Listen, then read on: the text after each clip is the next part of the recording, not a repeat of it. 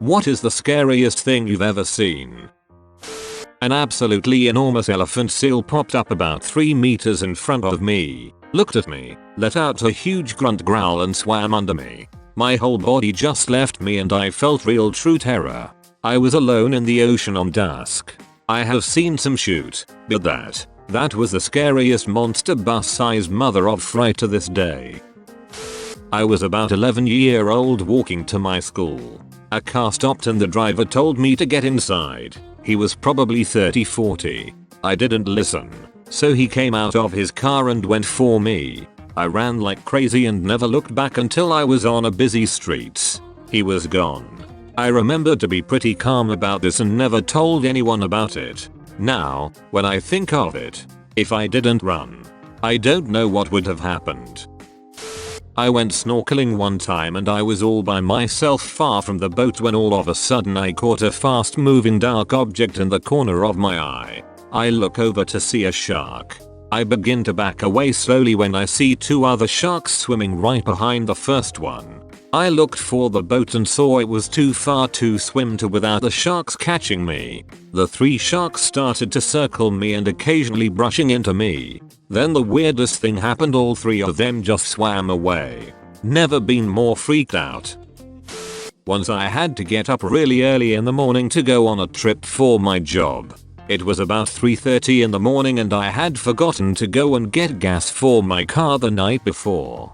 I stopped at a gas station about a mile away from my house because it was well lit and it was in a nicer area. Anyways, I was pumping gas and then I got the weirdest feeling that I needed to move. I moved behind my car and then away from it and then I noticed this huge guy hiding in front of my car. He was sneaking towards me when I got the urge to get away from my car. I was completely alone and I'm just a small girl. I almost always have mace or something with me if I am by myself. This time I had a knife and pulled it out and started screaming bloody murder for him to get the hell away from me. Then he started moving closer around my car to me. I screamed even louder and an attendant came out who called the cops. Definitely one of the scariest moments of my life.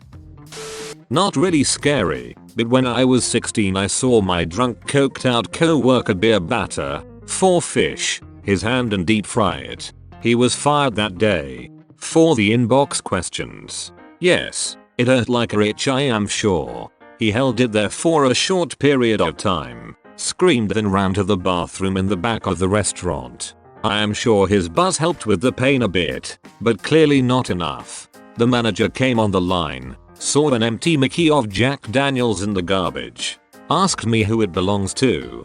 Well, I am no rat, but there are only 2 of us working, so I just said not mine. He was fired right there. I am not sure how well his hand healed. That fricker also took my cowboys from LCD. Also I am from Calgary, Alberta, not Wisconsin. Saw a drunk guy digging up a grave shouting mummy whilst crying hysterically. Police promptly turned up and arrested him. I once had a girl overdose in my car. As scary as it was to see her start to turn blue, the sound she made was even worse. It was like a low rumbling as she was struggling to breathe. Luckily, she came out of it on the way to the hospital. When I was a youth there was an explosion at a chemical plant down the street from my old house. It wasn't a massive environment ruining explosion, but it was still kind of a big scene. I remember being on my porch playing my Game Boy and looking up to see 2 men on fire, their skin practically melting off their bodies, running down the street and shrieking like banshees. One of them collapsed and died on the spot and the other one kept running for God knows how long. I had nightmares for weeks. Not what I've seen, but heard. Early one morning about 7 years ago, I and everyone else in my house was woken by the sounds of someone screaming. Much more agonized than anything you'd expect. The voice sounded ragged, as if it had been screaming for days. We lived in the sticks, so naturally we assumed it was a bear attack. Upon calling the police we found out that they had been receiving calls about the same sounds almost 9k away from our house. So an animal attack in our area was unlikely. It wasn't until later that we found out the screams were coming from a gas station attendant who was being dragged underneath a stolen car up and down the main highway by two a-holes high on something who ran him over simply for trying to get them to pay for their gas. That main drag was a ways away from us. People aren't meant to make sounds like that one. I was once jumping some cliffs into a river with friends. A random girl comes up to join in. Not to say that we were experienced cliff jumpers, because that doesn't exist, but we did it at the same place a lot, and sort of knew what could be done and what couldn't. It was definitely a sketchy jump. There was no running, and you had a fairly narrow window to jump into. Anyways, we were fine, having fun, and this girl goes. She does it right, just jumps in, and that's that. Then she comes back up all excited. She says, "I'm going to try to run into it." She back ups and before we can say anything just takes off. As predicted, the run in which was rocky and had tree roots, and required a step down of about 1.5 feet, proved impossible. She caught her foot and tumbled right over the edge. Straight down about 20 featuring onto rock. Thank Christ her top half landed in the water, but her legs were completely mangled. My friend and I jumped in and pulled her out. Sister called the paramedics. They came sauntering out all calm and cool, and when they saw the girl their faces went white and immediately called back up. Not long after that an emergency helicopter arrived.